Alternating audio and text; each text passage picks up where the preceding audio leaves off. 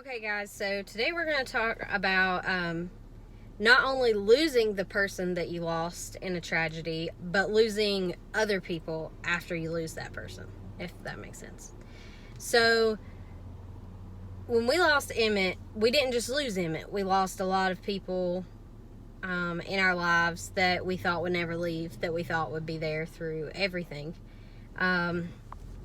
So this is going to be a very hard video for me to make because I'm probably going to get a lot of hate about the things that I'm about to say. And that's okay because, like I said, these videos are for me. They're not for anybody else. And that person that is dealing with a loss, they're the ones, if nobody else, that's going to understand where I'm coming from. So when we lost Emmett, my mom and my dad, I've never really had a good relationship with them. It's a lot of family drama that is not brought to the surface.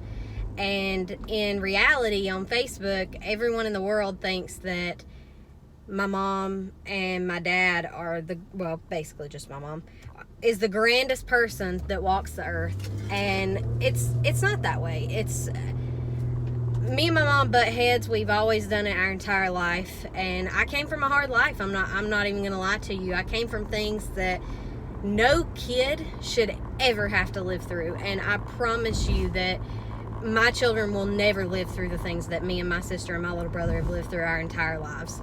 And I do believe that mental things hurt you worse than physical things, and I'm a firm believer in that. And so it's very hard for me to make this video because I've never, since Emmett passed away, came on Facebook and aired out my family drama and aired out all these things that's happened. And I've never done that. And today I seen a post on Facebook that was made by a family member of mine and was talking about how no one was there for my mom, that my mom's been through hell and her parents were not there for her. And I'm not saying that one thing's greater than the other or this, that, and the other, but in my experience since Emmett passed away, my mom was not there for me. She might have thought that she was there for me by a text message here or there, or posting on Facebook, or getting sympathy from other people. But she was not there for me the way that a lot of family members were. I had family members in my life that has not talked to me in 4 years come into my life when Emmett was sick. And that shows you that they can put things to the side because there is a tragedy that has happened and that person needs someone. They don't need you to be perfect. They don't need you to do anything. They just need you, your physical body. When Emmett passed away, the week that we came home, my sister took off work, and my sister and my sister-in-law got me and my husband out of bed every single day. They made us go do things. They made us see the light of day. And if they would have not showed up at my house and made me get out of bed, I'd probably still to this day, a year later almost, be in that bed. I don't even know how to thank them for that one thing that they did. That they didn't even think it was that much, but they did. They done that. And so back to what I was saying is, they're putting all over on Facebook that my mom's parents were not there for her through all these things in her life and all the hell that she's been through. But I'm like, that's so contradictory, because you have your daughter that her son just passed away, or my son was sick too at the time, and you're not there for her. And I could honestly sit here and list all of the things that has hurt me since Emmett passed away from my parents. And I'm not going to air that out. I'm not going to air every little bit.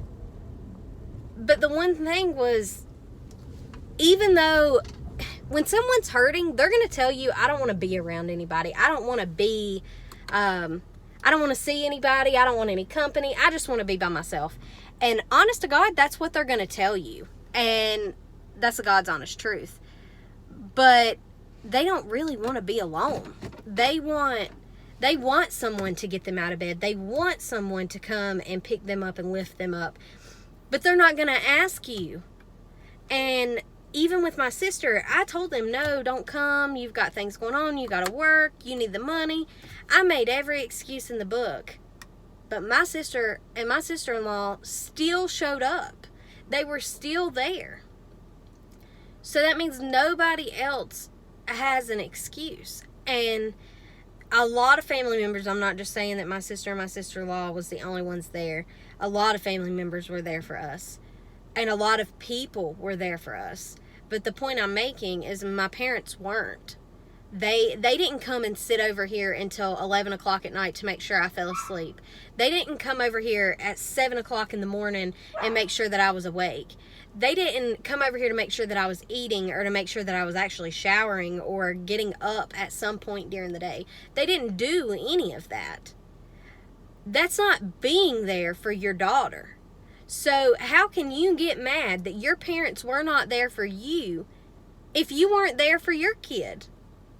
And so now I have Everett, and my parents have not seen him. And I have my parents blocked on Facebook. Well, my mom blocked on Facebook. I have a lot of my family blocked on Facebook for the exact reason of that Facebook post.